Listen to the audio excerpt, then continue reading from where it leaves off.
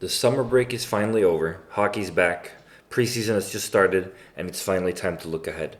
After making the playoffs last season for the first time in years, the question now is, can we go further in 2025 2026? Let's break it all down. Let's kick things off with the roster. New GM Oskar Alsenfelt has had a good first offseason to build upon last year's team, and we've had a very promising summer. Jana Kokkonen and Lauri Pauniemi are returning to Malmö after spending a year in Switzerland. Now they are back on 4-year and 3-year deals respectively, bringing experience and offensive prowess to the team.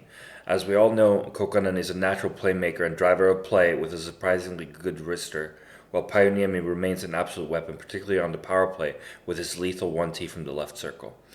In defense, Topi Niemela might be the most exciting new addition of the summer. In the 2023-24 AHL season, he scored 39 points in 68 games, about 0.57 points per game, which is elite production for a defenseman at that level. In many ways, Niemela feels like the natural successor to Lassi Thomson, who had a fantastic year with Redhawks last year before deciding to return to Ottawa Senators organization. Thompson gave us mobility and offensive flair on the back end, and Niemela fit that same mold. The coaching staff remains intact heading into the new season, which provides continuity. But what's really exciting is the prospect of what they can do with this much improved roster this year. With more offensive skill, particularly on the power play, the tactical ceiling is higher. I would expect a bigger offensive production compared to last season, while retaining the good defensive structure defensively and developing that further as well. So, what could the starting lineup actually look like when the SHL season begins? Let's break it down. Between the pipes, we were looking at a 1A, 1B situation with Mark Langhammer likely taking the more of a starter role and Daniel Mamelind starting as a backup, but that may shift through the season, as we've seen previously. Langhammer had a very up and down season last year and got injured when he finally found peak performances, which ended his season. Mamelind has proven to have high peaks and deep valleys, which is something he's acknowledged and has been and will continue to work on. Our hope for the future, Oskar Blomgren, have been loaned to Nybro Vikings of the Hockeyallsvenskan. Robin Salo and Topi Niemela are the top pair on the blue line, an all-Finnish pair that combines puck-moving ability with high hockey IQ. A very dynamic pairing, similar to Salo and Thompson last year. Behind them, Emil Viro and Seth Bartner offer strong two-way play.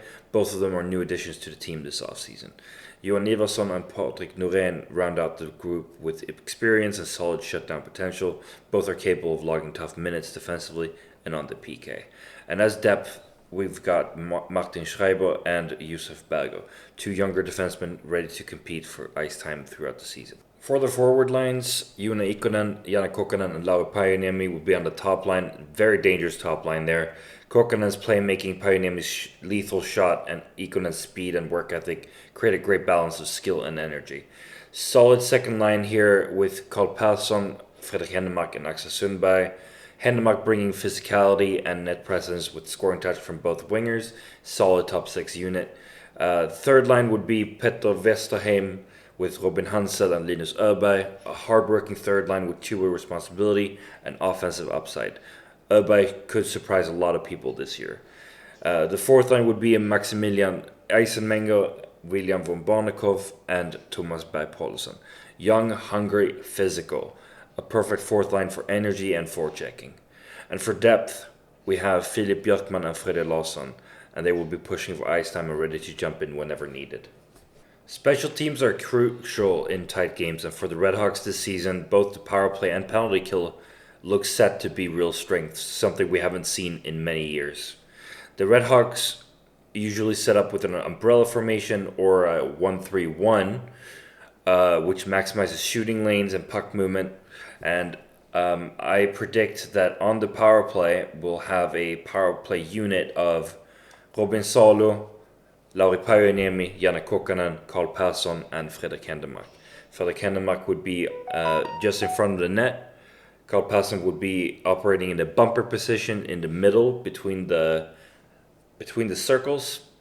Jana Kokkonen would be on the right-hand side, Lauri Pauniemi on the opposite, on the left-hand side for the 1T, and Robin Salo would be operating on the blue line and quarterbacking this power play unit. Now, on the second power play unit, it would have a similar setup with Topi Niemela Axel Sundberg, Robin Hansel, Jona Ikonen, and Thomas Berg Poulsen. Now, Thomas Berg Poulsen would be in front of the net, Jona Ikonen would be on the bumper spot, Robin Hansel would be operating similar to Kokkonen on the right-hand side, Axel Sundberg would be on the left-hand side with the lethal shot, lethal wrister we've seen last season. Topi Niemela would be on the blue line, and that's two solid power play units right there. As for the penalty kill formation, they usually go with a 2-1-1 or a diamond formation, and I don't know. It really depends on who gets a penalty and all that. But we have several very solid defensemen and forwards for this for the penalty kill units. So we have Johan Ivarsson, Patrick Norén, Seth Barton, and I would say also Robin Salo, maybe one of the other two guys, maybe Emil Viro might be a good option there. We have solid options defensively, and then on the forward side we have Fredrik Pendemark, Jona Ikonen, Thomas Berg Poulsen, William von Barnekow, etc. They are good at shutting down at the blue line there, so solid penalty kill formation options there.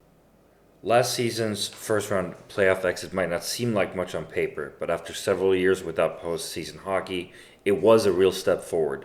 This season, making the playoffs should be minimum expectation, and if things click, if the new signings settle, and returning players like Janne Kokkonen and Lauri Pajuniemi delivers, then we could absolutely challenge for a top 6 spot. That would also mean skipping the play-in round entirely and going straight into the quarterfinals, a real sign of progress here. So, what do you think? Are Redhawks ready to take the next step? Comment down below which new signing or returning player are you most excited to see this season. Don't forget to like, subscribe, and share this video. Let's go Redhawks!